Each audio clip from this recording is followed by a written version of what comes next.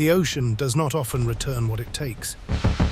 In 1854, the ship Bella vanished into the Atlantic, and with it, the Tichborne fortune. Roger Tichborne was dead. The family moved on. The ledgers were settled. But a mother's grief is a dangerous thing. It can resurrect the dead. 11 years later, a butcher stepped out of the Australian wilderness and claimed a throne. He had a different face, he had a different language, but he had the right name. This was the beginning of the longest trial in history. It was a war of identity. It was a masterpiece of greed. It was the ultimate inheritance betrayal. The limestone was cold. The iron gates remained locked. Tichborne Park stood in total silence. It was a structural defense. In 1854, the ship Bella vanished. It sank into the South Atlantic. Roger Tichborne was on board. He was the lean heir to a fortune. He spoke fluent French. He was officially a ghost. Only his mother refused to believe it. Lady Tichborne was the gatekeeper. She weaponized her grief for 11 years. She sent letters across the globe. She offered massive rewards. These acted as a magnet for predators. She waited behind heavy silk curtains. She wanted a sign from the icy waves. Her peers saw a woman of iron will. They viewed her hope as a betrayal of logic. She was the architect of a coming storm. The wrecking ball was already swinging. The family throne was at risk. The ledger was about to be rewritten. A stranger was coming from the wilderness. He carried a name but no proof. The ocean does not often return its prizes. This time, it sent a butcher. The silence of the park was about to end. The hunt for the truth began in the dark. The Wagga Wagga Butcher, a dusty shop in the outback, is an unlikely start. Thomas Castro was a massive man. He lived in Wagga Wagga, Australia. He responded to the mother's advertisements in 1866. He claimed to be the lost Roger. He did not have a refined accent. He had the rough hands of a butcher. He used a cleaver and a skinning knife. The real Roger was a thin aristocrat. He had delicate manners. He was a creature of the elite. The man who stepped off the ship was different. He was nearly 100 pounds heavier. He had forgotten his native French. He lacked basic memories of his childhood. Yet he possessed a strategy born in the dirt. He was a master of psychological dominance. He played his role with cold discipline. He was the first celebrity victim in Britain. He understood the power of the narrative. He grabbed the headlines early. He was a predator in a silk suit. The public loved the underdog. The family hated the threat. The stage was set for a massive trial. The butcher was ready to claim his gold. The dark hotel room, the meeting in Paris, was a spark. It set the entire dynasty on fire. Lady Tichborne did not wait for science. She did not ask for a medical exam. She surrendered her logic to a stranger. She recognized him instantly. It was a fatal act of blind faith. It triggered a social execution. The rest of the family was horrified. They looked at the man with visceral disgust. They saw a barbarian at the gate. They smelled the slaughterhouse on his skin. They believed royalty did not begin in trade. They built a wall of social exclusivity. No amount of gold could climb it. This was a war fought with law. The architects of the estate closed ranks. The family saw a battlefield of stone. The public saw a palace of dreams. The war for the throne began in earnest. The mother had created a monarch. The relatives intended to strike him down. They prepared for a clinical autopsy of his past. The butcher was now a target. The gold was the only prize that mattered. The fight was for the bloodline. The weaponized calling card, a silver tray, was a weapon. It sat in the Victorian foyer. It determined social life or death. The calling card was the primary currency. The claimant's card was a toxic contagion. The aristocracy refused to return his visits. This was a signal to the world. He was a man of trade. He was not one of them. This was an execution without blood. It was carried out by men in high collars. They believed pedigree was a divine right. They scrutinized his every move. They noted every grammatical error. He did not recognize family portraits. This was a glaring breach in his story. The tension was not just about money, it was about protecting the elite circle. Every dinner was a council of war. The family adopted a policy of silence. They would never admit the stranger. The gate was locked tight. They analyzed his ancestors with cold eyes. They searched for a breach in the wall. The social wall was their only defense.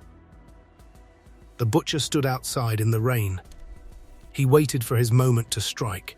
The people's king, the public, built a cathedral of myth. They loved the Wagga Wagga butcher. He was a master of mass deception. He realized the poor wanted an underdog. He monetized his mystery with Tichborne bonds. Commoners invested in the downfall of the rich. They hated the people who collected their rent. This was the birth of celebrity power. The claimant was a professional victim. He leaned into the ambiguity of his past. He offered grounded alternatives for his amnesia. Trauma was his best excuse. A mob of believers surrounded the mansions. They saw a resurrected king. They did not see a fraud. The inheritance was a public spectacle. The truth was buried under populist noise. It was a masterpiece of calculated desperation. The family felt the pressure of the street. Their mansions were no longer secure. The mob wanted the butcher to win. They wanted to see the elite humbled. The noise reached the halls of Parliament. The trial was no longer private. It belonged to the hungry masses. The hollow estate, the family, was being hollowed out. Paranoia was a dark secret. They cannibalized their wealth for resentment. They spent thousands of pounds every day. They fought to keep a chair empty. This was a war of absolute attrition. The gold was burning away. The past was being used to destroy the future. Tichborne Park felt like a giant tomb. The heirs were terrified of a tattoo. They feared a single forgotten mark. They moved into defensive isolation. They were hermits in their own mansions. Every guest was a potential spy. Every servant was watched for loyalty. The dynasty was in terminal anxiety. Walls keep the fear trapped inside. The ledger was bleeding red ink. They were losing their stability. The never-sell rule was being tested. The cost of victory was total ruin. They lived in a state of siege. The butcher was winning the financial war. He had nothing left to lose. The family had everything at stake. The silence was heavy with debt. The trial at bar, the trial lasted 188 days. It was a masterpiece of aggression. It was the most expensive theatre. Every word was a brick in a wall. Lord Chief Justice Cockburn was the arbiter. He sat in the Court of Queen's Bench. The prosecution dismantled the man. They focused on the whopping butcher theory. They connected Thomas Castro to Arthur Orton. They traced his steps across the globe. They found a trail of debt. They found discarded names in the mud.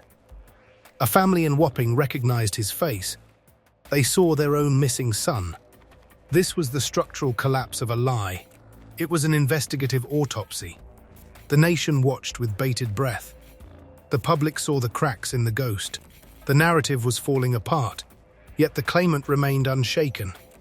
He maintained an investigative tone. He stood in the dock with iron will. The evidence was presented in high contrast. The lie was being carved open. The truth was a cold blade. The social erasure, the verdict arrived in 1874. It was a total social erasure. The claimant was guilty of perjury. He went to Dartmoor for 14 years. He was a man of non-existent status. He tried to steal a throne with bravado. The mystery refused to die in prison. Rumors of a ghost heir persisted. He lived a double life for too long. The mask had grown into his skin. He could not admit the truth. He had no gold left. The practical alternative was a wreck. He was a prisoner of his own ambition. He traded honest work for scripted lies. The family won the legal war. They lost their internal peace. The mansion felt like a hollow monument. There were no survivors in this fight, only witnesses to a destroyed legacy. The stone walls kept the secrets. The verdict was a cold finality.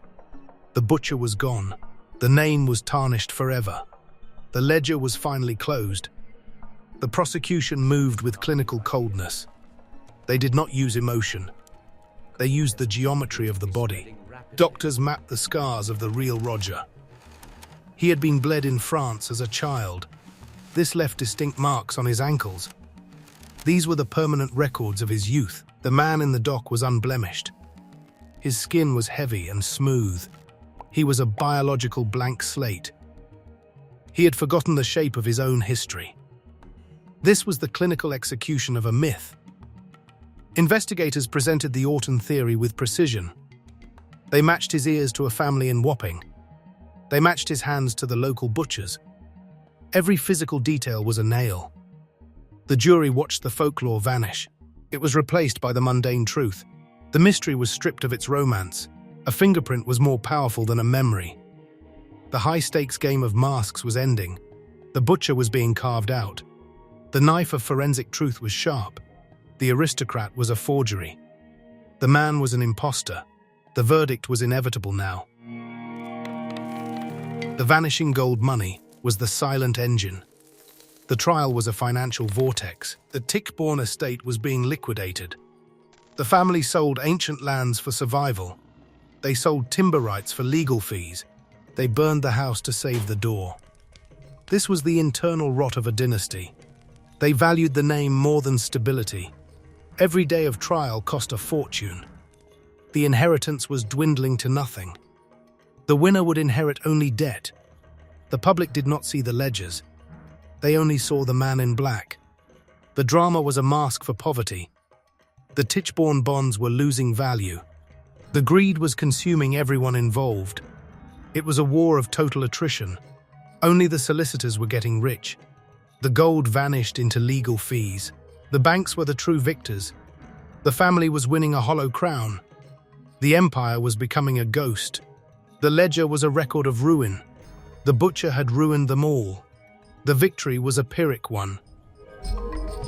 The absent shield Lady Tichborne was finally gone. Her death was a deafening roar. The halls of the court felt empty. The defense lost its moral anchor. The claimant drifted in his own lies. The prosecution attacked her memory now. They called her recognition a symptom. They said grief had broken her mind. A mother's love was a blindfold. It was not a magnifying glass. To the family, her faith was a sin. It was a weapon against the bloodline. Investigators brought in Roger's old friends. They brought in his childhood tutors. These men saw a total stranger. They were the living records of his past. They spoke of a thin, sensitive boy. The man in the dock was a mountain. The contrast was too sharp to ignore. The supporters began to doubt the miracle. The survivor was becoming a fraud. The dead mother could no longer protect him. He was alone with the facts. The legal guillotine was poised to fall. The end was coming for the butcher.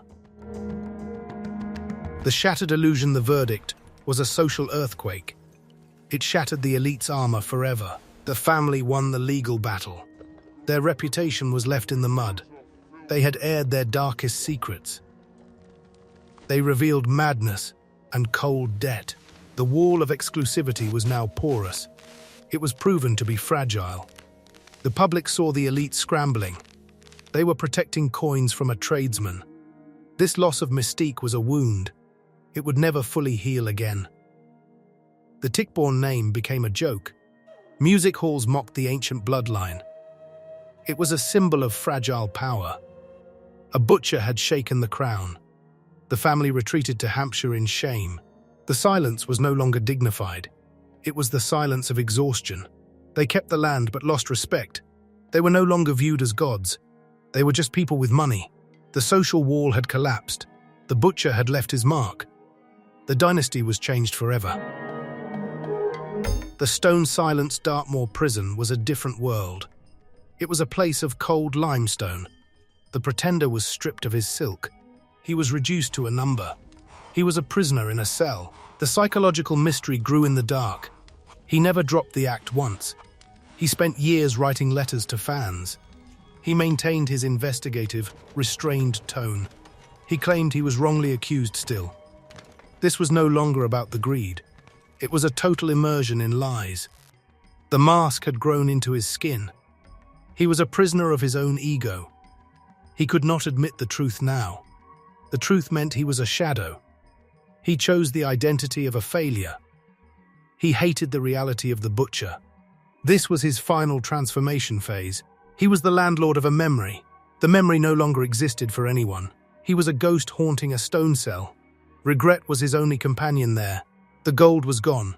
The name was stolen. The relic of scandal, the prison gates, opened in 1884. The world had moved on entirely. The claimant was a relic of history. He looked like a caricature of himself. He tried to reignite his old fame. The Tichborne bonds were now trash. He moved through cheap music halls. He sold a story everyone already knew. He was a man of the future. He arrived far too late for glory. He monetized his own public failure. He offered confessions to the highest bidder. He retracted them the next morning. He needed a few extra shillings for ale. This was the tragic end of Roger. He was a performer without a stage. He lived in cheap, dark boarding houses. These rooms mocked his former estate. His life was a masterpiece of ambiguity. The lies had acquired their own weight. He was the ultimate celebrity victim. The age craved a new tragedy now. He was a man out of time. He was a king of nothing. The final question, death, came in a room of poverty. It smelled of old, dusty paper.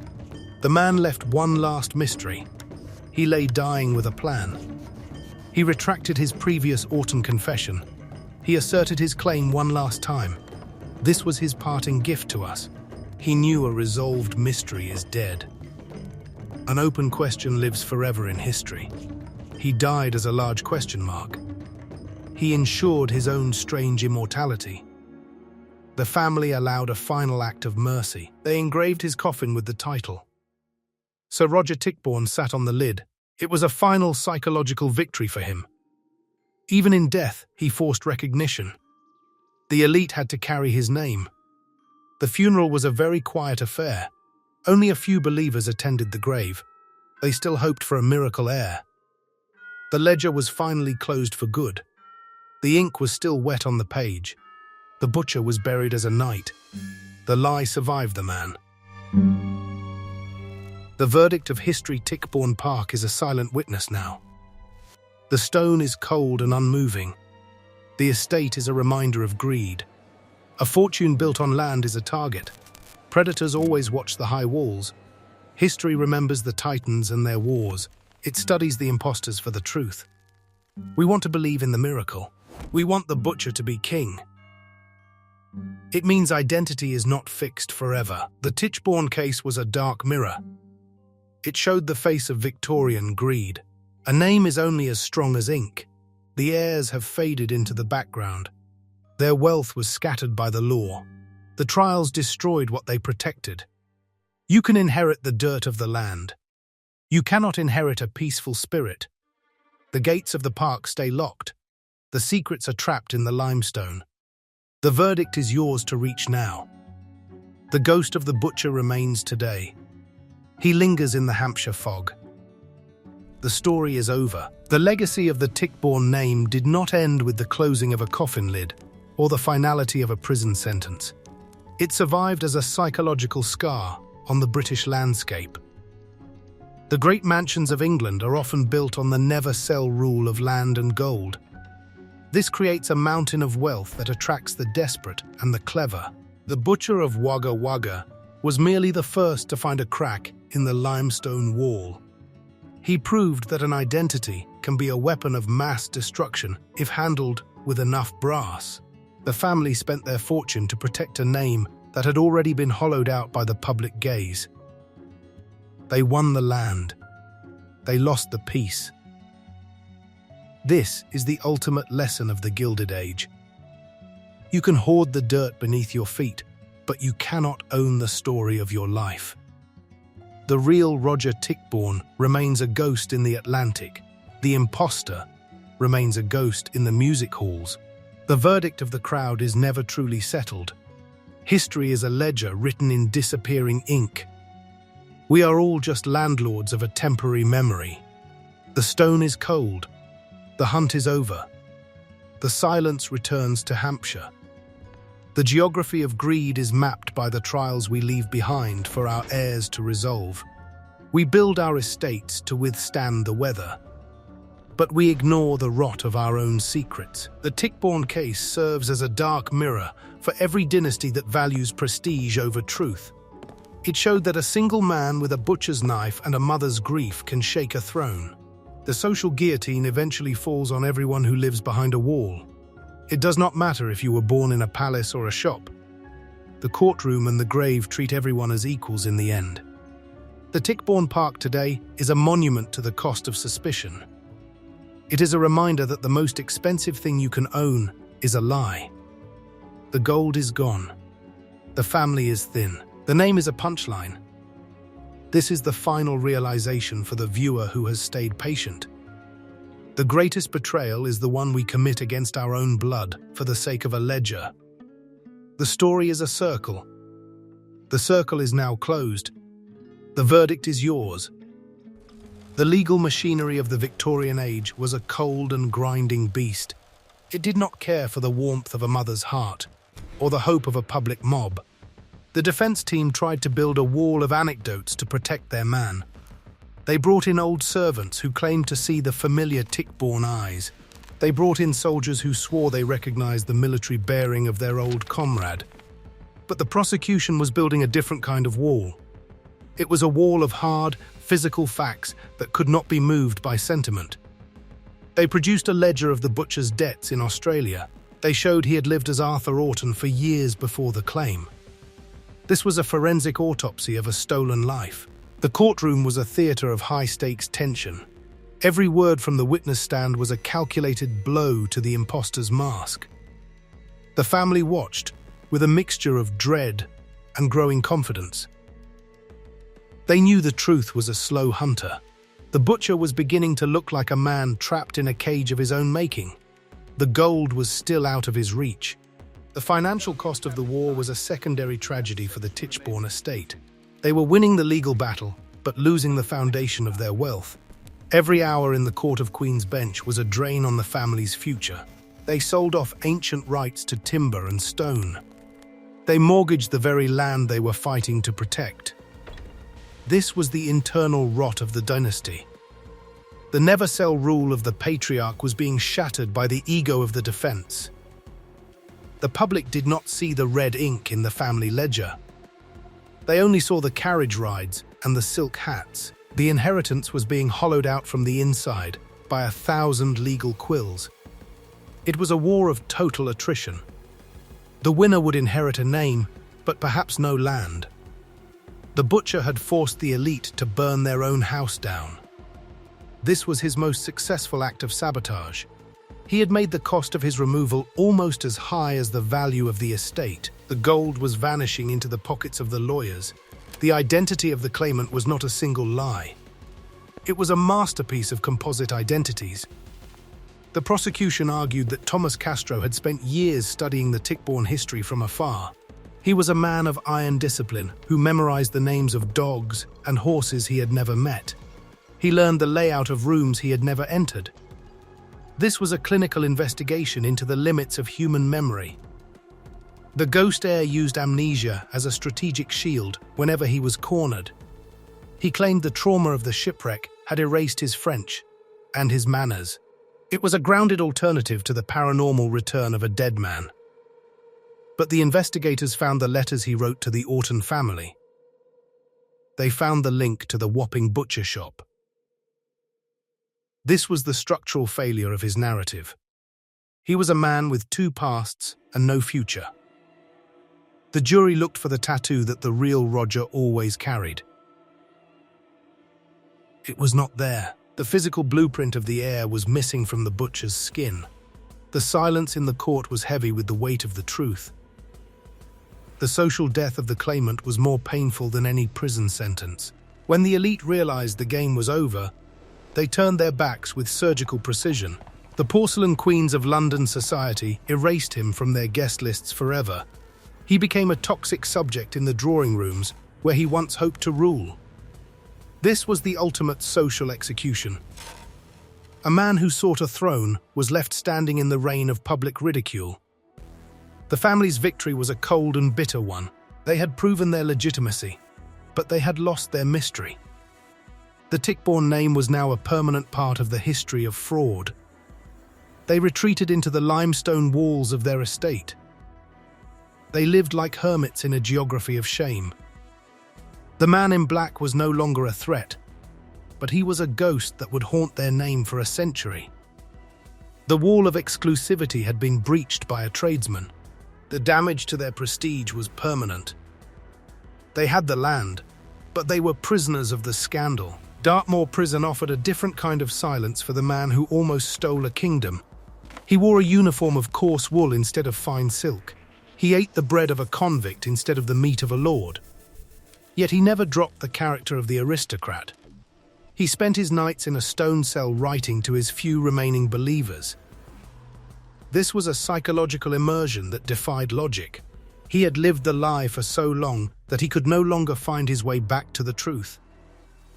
The mask had become his only reality. He was a prisoner of his own ego more than he was a prisoner of the law. The practical alternative to his haunting presence was the slow decay of his mind. He was a man who traded his soul for a name that did not belong to him. He was a tragic figure of the Gilded Age. He was a man who understood that fame is a currency, even when it is built on dirt. He waited for a pardon that would never come. The world outside the prison walls changed without him. The Gilded Age reached its peak and began its long slide into the modern era. When the doors finally opened in 1884, the claimant was a relic of a forgotten war. He walked out into a London that no longer feared him. He was a caricature of a man. He was a ghost from a previous century. He attempted to sell his story to the hungry press.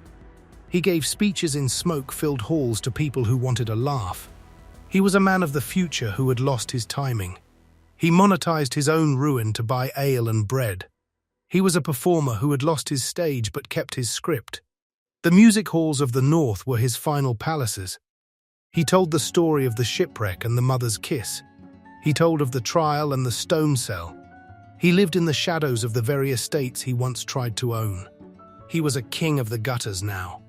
The final act of the imposter was a masterpiece of ambiguity. He lay in a cheap boarding house near the end of his life. He was surrounded by the debris of 1,000 lies. He signed a confession that he was Arthur Orton. He sold it for enough money to pay his final debts, but then he retracted it on his deathbed. He died with the name of Roger Tichborne on his lips. This was his final gift to the investigators and the curious. He knew that a secret is only powerful if it remains a secret. By dying as a question mark, he ensured his immortality. The family allowed the name to be placed on his coffin. It was a final act of psychological dominance by the dead. The elite had to carry his lie to the grave. The funeral was small and grey. A few faithful followers stood in the Hampshire rain. They watched the butcher be buried as a knight. The ledger was closed, but the mystery remained open. The lie outlived the man who told it. History remembers the titans, but it is the imposters who tell the true story of greed. The Tichborne case remains a dark mirror for every dynasty. It shows that a fortune built on land is always at risk. The never-sell rule creates a treasure that everyone wants to steal. We build our high walls to keep out the world, but we cannot keep out the truth. The heirs of the Gilded Age are gone now. Their wealth was scattered by the very laws they used to defend it. The stone of Tichborne Park is cold. The ledger is final. You can inherit the dirt of an estate, but you must earn the peace of your own name. The greatest betrayal is the one we commit against ourselves when we chase a ghost. The final verdict is in your hands. The story is a circle. The silence has returned to the park. The gate is locked. The hunt is over. The ghost of the butcher still lingers in the fog. He is the last landlord of a vanished world. The identity of the claimant was not a single simple lie. It was a masterpiece of composite identities. The prosecution argued that Thomas Castro had spent years studying. He was a man of iron discipline. He memorized the names of dogs and horses. He learned the layout of rooms he never entered. This was a clinical investigation into memory. The ghost heir used amnesia as a shield. He claimed trauma erased his French and his manners. It was a grounded alternative to a paranormal return. But investigators found his old letters. They found links to the Wapping butcher shop. This was the structural failure of his story. He was a man with two pasts. He had no real future. The jury looked for the tattoo of the real Roger. It was not on his skin. The physical blueprint was missing. The silence in the court was heavy.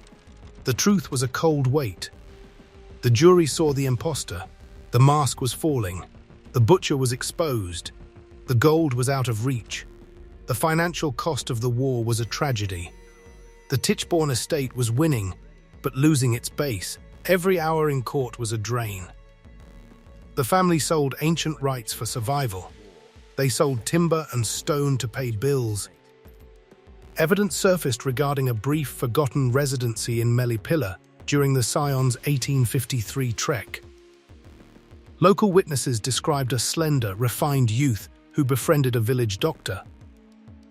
Decades later, the defense brought these Chileans to London, hoping they would validate the intruder. Instead, their testimonies introduced a chilling discrepancy regarding a specific childhood illness. The original Roger had suffered from a distinctive respiratory ailment that required constant treatment. When examined, the claimant's lungs showed the robust health of a man who had spent his life in the outdoors. This physiological conflict created a new frontline in the courtroom. It wasn't just about scars anymore. It was about the internal history of a human body. The Chilean journals offered a roadmap of a man who simply did not exist within the defendant's frame. Ambiguity turned into a clinical divide.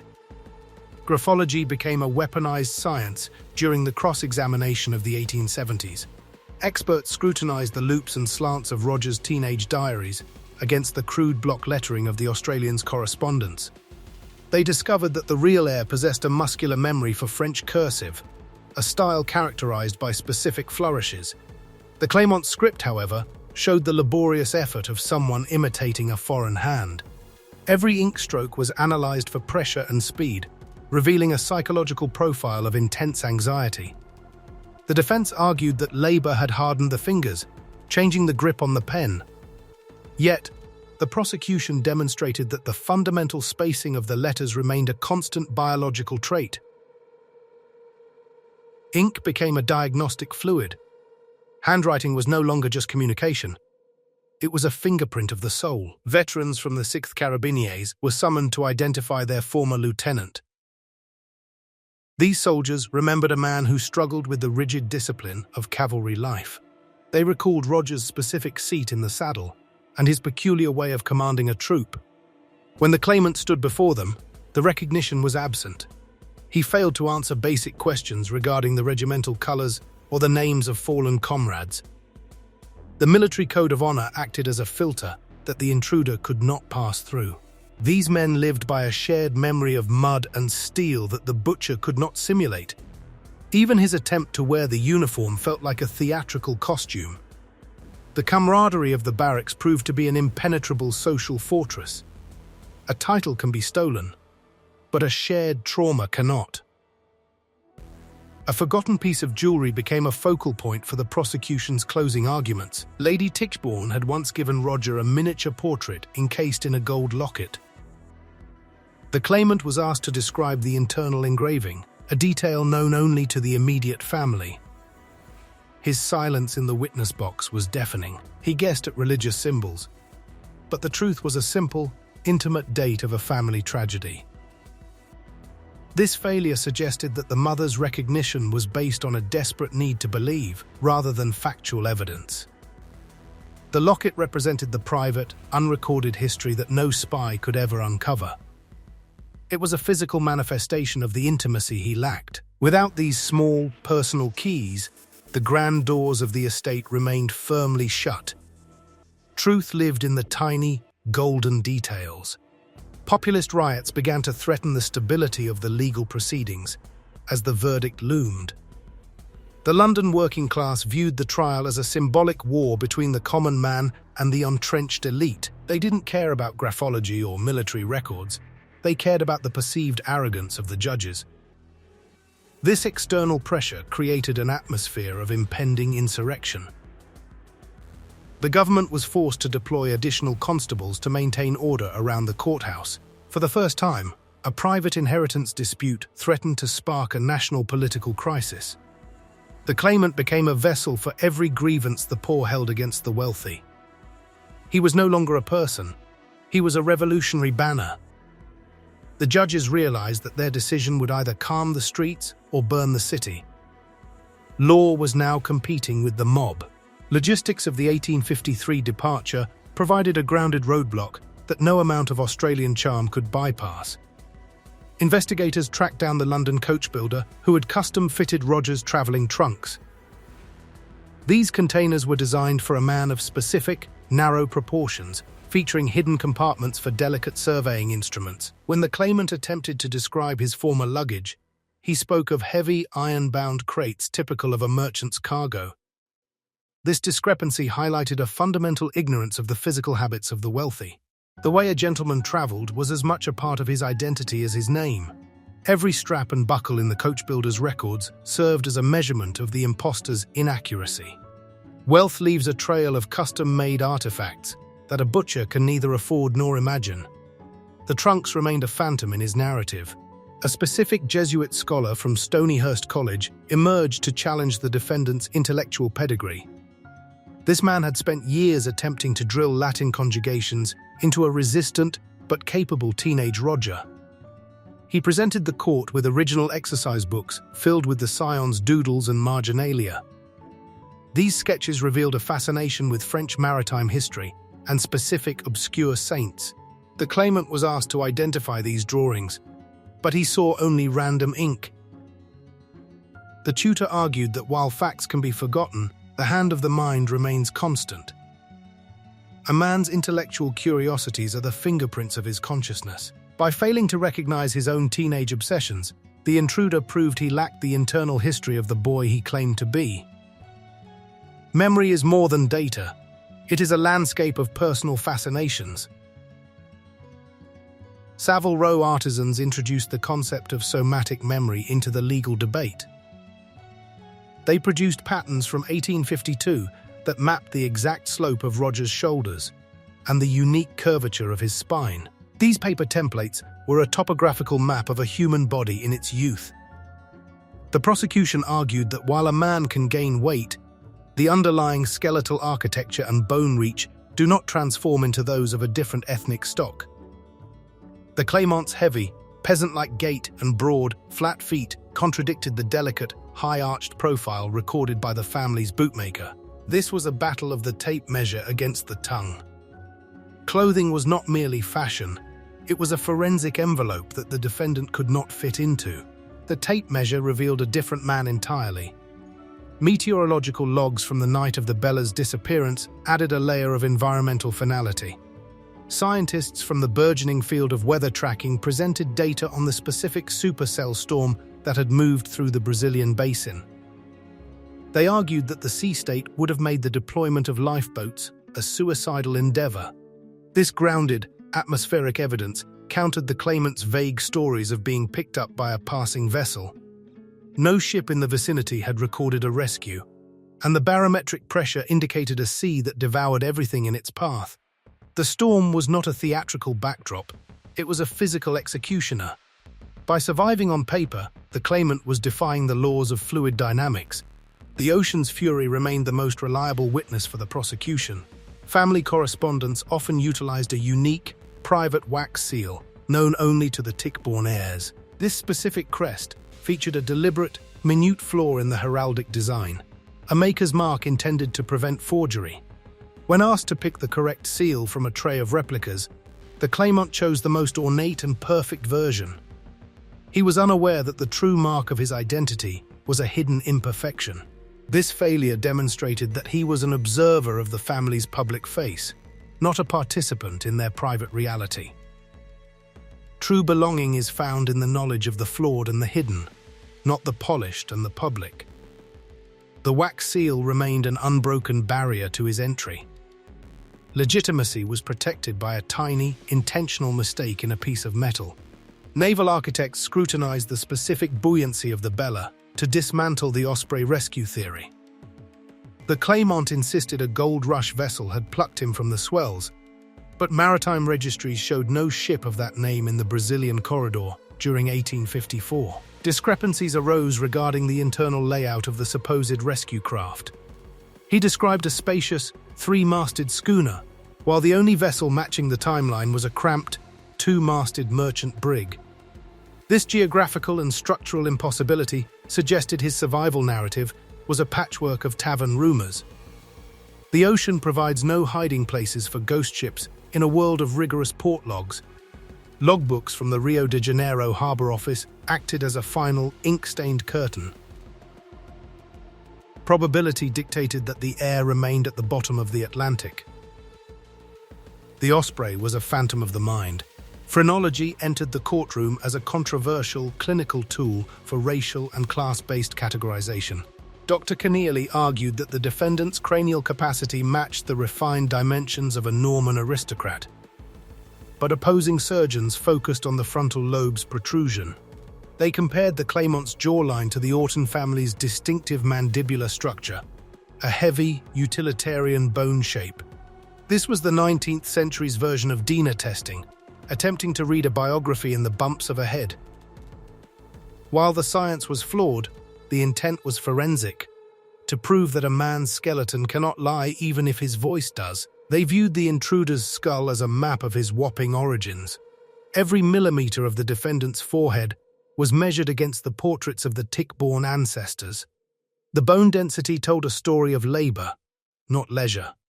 Syntactic decay became the focal point of a 3-day lecture by a renowned Oxford philologist. He examined the claimant's letters from Australia, noting a total absence of the subjunctive mood that had characterized Roger's bilingual education. The real scion had navigated English with the hesitant, elegant structure of a native French speaker. Contrastingly, the defendant's prose was filled with Cockneyisms and phonetic misspellings common to the London docks. A man might forget a specific noun, but he does not lose the underlying architecture of his primary language. The butcher's letters were the product of a mind that had never encountered a French textbook.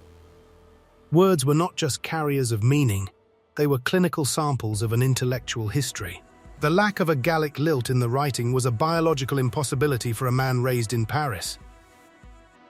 Ancestral sporting habits provided a niche social filter that the claimant failed to penetrate. Roger had been a proficient, if somewhat clumsy, practitioner of fly fishing on the River Itchen. He possessed a specific amateurish technique with the rod that his old companions remembered with fondness. When presented with a fishing kit, the defendant handled the equipment with the heavy-handed ignorance of a man used to nets and harpoons. He could not identify the specific dry flies that were Roger's favorites, nor could he name the prime eddies of the family's private waters. This lack of muscle memory for elite leisure activities was more telling than any verbal confession. You can study a man's face, but you cannot easily simulate his physical relationship with his own land. The river remained a stranger to him. Cardiac examinations by the family physician introduced a medical anomaly into the proceedings. Roger had been documented in youth as having a nervous heart, prone to palpitations and specific arrhythmias during periods of stress. The prosecution's medical team monitored the defendant's pulse during intense cross-examination, finding a remarkably steady, phlegmatic rhythm. This suggested the robust, unshakable constitution of a man accustomed to the physical violence of the outback, not the delicate temperament of a sheltered aristocrat. The butcher's heart beat with the cadence of a survivalist.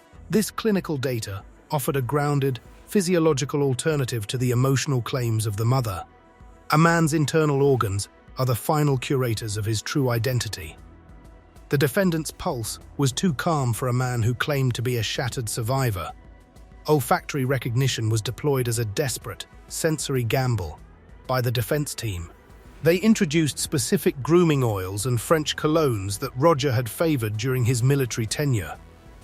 While the claimant could describe the visual labels of the bottles, he failed to identify the specific musk of the parfum de la reine that had been his signature. A man's sensory history is often his most visceral link to the past, yet the defendant showed no neurological spark of familiarity. The prosecution argued that while a visual memory can be coached, a scent-based reaction is an involuntary biological reflex. This failure suggested that the butcher's nostrils were tuned to the heavy odors of brine and tallow, not the delicate floral notes of a Parisian salon. Smells became a diagnostic wall. The lack of a sensory bridge between the two men was a silent, invisible verdict. Chiromancy, the study of hand lines, entered the court as a desperate attempt by the populist press to find destiny in the skin. Grounded investigators, however, focused on the functional anatomy of the defendant's hands. They found deep, calloused ridges consistent with the repetitive handling of a butcher's steel and a woodman's axe. These manual scars were permanent records of a life of labor, incompatible with the soft, unblemished palms of a man who had never performed a day of physical work. The prosecution utilized high-contrast photography to map these ridges against the known activities of Arthur Orton. The skin of the hand is a biography written in friction and pressure. Every callus was a chapter from Wapping. Every scar was a witness from the outback. A lord's hand is a tool of leisure, while a tradesman's hand is a tool of survival. The biological contrast was absolute. Internal spatial memory was tested by a series of detailed questions regarding the layout of the scion's private apartments. The real Roger had a specific, eccentric habit of arranging his furniture to avoid the morning glare of the Hampshire sun. The claimant, when asked to sketch his former bedroom, placed the desk directly in front of the southern window. This minor, domestic detail served as a psychological tripwire.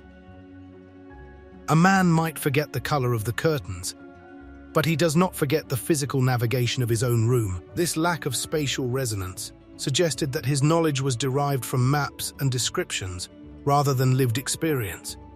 He was a tourist in his own biography, guessing at the orientation of his life.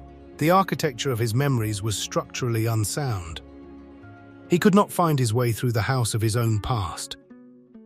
Mathematical habits revealed a fundamental difference in the educational backgrounds of the two men. Roger had been trained in the continental system of decimal calculations, a method used by the French elite during the mid-century. The defendant, however, reflexively utilized the base 12 mental arithmetic common to the London shipping docks and meat markets.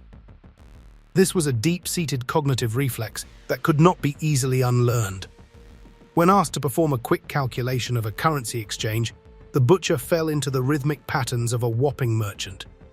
This mathematical accent was more revealing than any spoken dialect. It indicated a mind shaped by the grit of trade, rather than the abstraction of a Jesuit classroom. Numbers did not lie. They added up to a life spent in the marketplace, not the manner. Early photographic comparisons utilized the primitive superimposition technique to find commonality between portraits. This was the 19th century's attempt at facial recognition software. Technicians placed a translucent image of the young Roger over a current photo of the claimant. The ocular orbits aligned, but the distance from the bridge of the nose to the upper lip showed a catastrophic divergence. This skeletal misalignment could not be explained by age or weight gain. The underlying bone structure was a permanent biological mismatch. While the mob saw a resemblance in the heavy brow, the light revealed a different human template. The camera became a clinical executioner of the fraud. Every flash of the magnesium bulb exposed the structural impossibility of the claim. The silhouette of the heir remained a phantom that the butcher could not fill. Specific manual dexterity became a focal point of forensic inquiry during the trial's final year. Investigators analyzed the way the claimant handled a variety of household tools, from silver fruit knives to heavy kitchen cleavers. They noted a sophisticated, rhythmic wrist flick when he approached raw meat, a subconscious mechanical habit ingrained through years of professional butchery. A gentleman like Roger, conversely, would have possessed a clumsy, tentative grip on such utilitarian steel. This muscle memory acted as a biological confession of his whopping origins. While the defendant could mimic an aristocratic walk, he could not erase the specific kinetic patterns of a tradesman. His nervous system remained tuned to the slaughterhouse floor. Every stroke of the knife revealed the Arthur Orton within the Tichborne suit. The blade spoke a truth that his tongue attempted to hide. Rumors of a buried document within the estate's private mausoleum created a psychological fever among the local tenantry. It was whispered that the real Roger had left a secret testament behind a loose stone in the family vault. This narrative gave the claimant's followers a mystical anchor for their belief, suggesting that the truth was hidden by the family's malice. When legal authorities finally conducted a clinical search of the crypt, they found only the dust of centuries. This lack of physical evidence did not deter the believers. Instead, it fueled a conspiracy that the porcelain queens had already incinerated the truth. The mausoleum became a symbol of the elite's perceived deception. While the court focused on facts, the public focused on what was missing.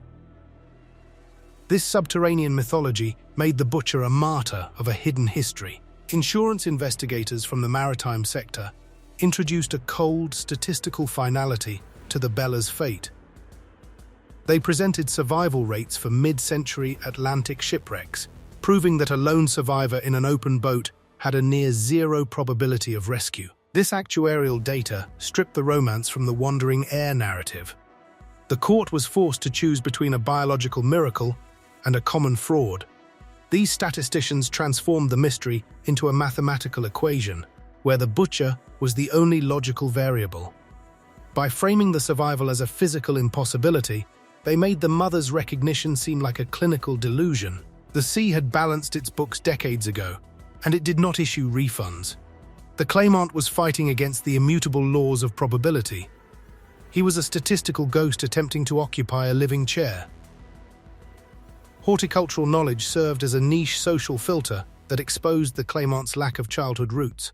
Roger had been a keen, if amateur, botanist who spent his Hampshire summers cataloguing the specific ferns of the Itchen Valley. During cross-examination, he was asked to identify common flora that grew exclusively on the Tichborne Estate. He failed to distinguish between a common weed and a rare orchid his mother had imported from France. This sensory disconnect proved he had never walked the land he claimed to own. A man's relationship with his ancestral soil is written in the names of the trees and the scent of the local grass. To the butcher, the land was merely a map to be memorized, not a home to be remembered. The local flora remained a silent green jury that he could not bribe. Phonetic specialists conducted a microscopic analysis of the defendant's vowel sounds during his most emotional testimonies. They discovered a glottal stop and specific rhythmic cadences that are unique to the East End of London. These were not the artifacts of a man who had lost his French, but the foundations of a man who had never known it. The human larynx acts as a physical record of one's early linguistic environment. While the claimant could adopt the vocabulary of a gentleman, his vocal cords betrayed his origins during moments of fatigue. This was a biological signature that no amount of coaching could fully suppress. The ghost of whopping lived in the back of his throat, emerging whenever he stopped thinking about his performance. Every spoken sentence was a clinical sample of his true biography. The court heard the butcher through the Lord's words. Dermal forensics provided the most damning evidence during the final stages of the 1874 trial. A team of royal surgeons performed a clinical mapping of the defendant's skin, looking for the Tichborne issue, a specific permanent mark left by a botched childhood venesection on Roger's left arm. Instead of this historical indentation, they discovered a faint, vertical scar on the defendant's cheek, consistent with a knife slip common in the whopping meat markets. This biological discrepancy was a physical contradiction that no amnesia could explain away. The skin functions as a permanent ledger of a man's physical trauma, and the claimant's body bore the wrong biography. While the mother saw the eyes of a son, the surgeons saw the scars of a butcher. This map of the flesh proved that the man in the dock had never inhabited the childhood of the man he claimed to be. Every pore was a witness for the prosecution. Etiquette became a strategic trap during the defendant's cross-examination regarding his youth in Paris. He was asked to describe the specific seating arrangements at the Tichborne family's annual banquets, a complex social ritual governed by rigid Victorian hierarchy. His answers reflected the utilitarian simplicity of a colonial tavern, rather than the intricate choreography of the British elite. He failed to identify the place of honor, or the specific order in which courses were served in a high-status household. This was a cultural language that could not be learned from a distance. It was a rhythmic social habit ingrained through years of observation. To a man of Roger's standing, these rituals were as natural as breathing, but to the butcher, they were a foreign performance. His failure to navigate the furniture of the elite revealed the profound class chasm that his charm could not bridge. A specific iron key to a private writing desk became a focal point for the jury's deliberation. This desk had belonged to Roger's father and was known to have a unique, double-locking mechanism that required a precise sequence of turns. When the claimant was presented with the object, his hands fumbled with the mechanism, exhibiting the heavy-handed frustration of a man unfamiliar with delicate craftsmanship. The real Roger had been obsessed with the mechanical curiosities of his father's study, a detail recorded in family journals. This lack of object intimacy suggested that the defendant had never inhabited the private spaces of Tichborne Park. A house is a collection of secret movements, the way a door creaks or a lock yields, and the butcher was a stranger to its internal mechanics. The iron key remained a silent, metallic barrier between him and the inheritance. Psychological erosion began to affect the claimant as the 1000th day of the trial approached. Under the relentless pressure of forensic scrutiny, his carefully constructed aristocratic persona began to fracture, revealing flashes of a violent, impulsive temper. During a particularly aggressive line of questioning regarding his time in Australia, he reverted to the coarse vernacular of the outback, threatening the prosecutor with the physical language of a street fighter. This leakage of his true self was more revealing than any witness testimony. It demonstrated that his noble veneer was merely a thin coating over a fundamentally different temperament. The court witnessed the slow disintegration of a performance, as the Arthur Orton within struggled to break free of the Tichborne suit. He was no longer a man claiming a name, he was a man losing his grip on a mask. The mirror of the law had finally reflected the true face. The verdict of 1874 did not just deliver a prison sentence, it delivered a total historical erasure. When the jury returned a guilty verdict for perjury, the Tichborne name was legally stripped from the man who had worn it for nearly a decade. Yet, the story refused to die in the cell. Even after his release, he lived as a walking paradox, a man who was officially Arthur Orton, but who functioned only as the claimant. This was the ultimate tragedy of the imposter.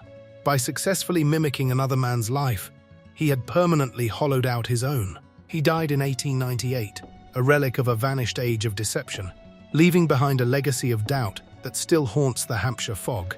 The Tichborne case remains the definitive warning that while a throne can be sought, a soul cannot be forged. The butcher's true inheritance was a grave under a stolen name.